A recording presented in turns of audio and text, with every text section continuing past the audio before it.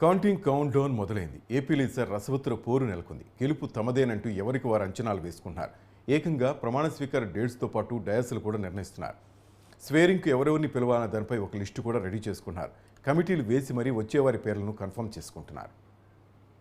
ఈ ఎన్నికల్లో పక్కాగా గెలుపు తనదే అన్న కాన్ఫిడెన్స్ లో ఉన్నారు. అంతేకాకుండా వైసీపీకి కేవలం 30 సీట్లు వస్తాయని చెప్తున్నారు. ఇక ప్రమాణ స్వీకారానికి సైతం సిద్దమవుతున్నారు టీడీపీ బాస్. అధికారంలోకి వచ్చిన వెంటనే తొలుత ఏం చేయాలో కూడా ముందే ప్రిపేర్ అవుతున్నారని తెలుస్తోంది.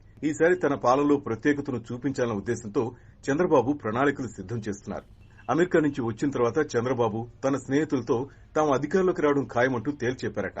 వన్ సైడ్ విక్టరీ వస్తున్నట్టు ఘంటాపథంగా చెప్తున్నారు. అంతేకాకుండా ఒక అడుగు ముందుకేసి తన తొలి ప్రసంగాన్ని కూడా రెడీ చేసుకుంటున్నారని సీనియర్ నేతలు చెప్తున్నారు. అలాగే ప్రమాణ స్వీకారానికి ఎవరెవరిని పిలవాలన్నది కూడా ముందుగానే ఒక జాబితాను సిద్దం చేసుకున్నట్లు చెప్తున్నారు.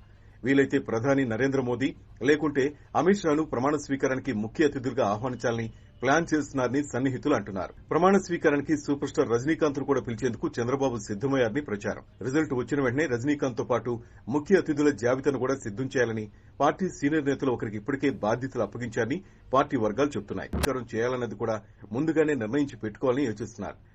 సహకారం తీసుకోవాలని మరొక సీనియర్ కు ఈ బాధ్యతను అప్పగించారని తెలుస్తోంది. జూన్ 9వ తేదీన ప్రమాణ స్వీకారం ఉండేలా చూడాలని చంద్రబాబు నేతలకు చెప్పారట. ప్రమాణ స్వీకారం రాజధాని అమరావతిలోనే ఏర్పాటు చేయాలని చంద్రబాబు నిర్ణయించారని పార్టీ వర్గాలు అంటున్నాయి.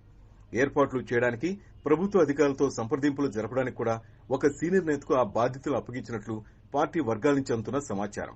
జగన్ తరహాలోనే 2 దఫాలుగా మంత్రివర్గ విస్తరణ చేయాలని చంద్రబాబు నిర్ణయించారు. సీనియర్లతో పాటు జూనియర్లు సామాజిక వర్గాలకు అనుగుణంగా మంత్రివర్గాన్ని 2 లేదా 3 సార్లు విస్తరించే యోచనలో టీడీపీ అధినేత ఉన్నట్టు తెలుస్తోంది. ఈసారి సీట్లు త్యాగం చేసినట్లుగానే మంత్రి పదవుల విషయంలో కూడా కొందరు త్యాగం చేయాల్సి ఉంటుందని ముందుగానే కొందరికి చెబుతున్నట్లు సమాచారం. సీఎం పక్కా అన్న ఉద్దేశంతో తొలి సంతకం ఫైనల్ కూడా ఖరారు చేశారు. అసైన్మెంట్ ల్యాండ్ చట్టాన్ని రద్దు చేస్తూ తొలి సంతకం చేయాలని నిర్ణయించినట్లు పార్టీ వర్గాలు చెబుతున్నాయి. కౌంటింగ్ కు సమయం ఉండగానే చంద్రబాబు మాత్రం కూటమి అధికారులకు వచ్చినట్లే ఫీల్ అవుతున్నారు. ఆ దిశగానే నేతలకు ఆదేశాలు సైతం జారీ చేస్తున్నారని అంటున్నారు. చంద్రబాబు కల నిజమవుతుందో లేదో తెలియాలంటే మాత్రం జూన్ 4 వరకు ఆగాల్సిందే.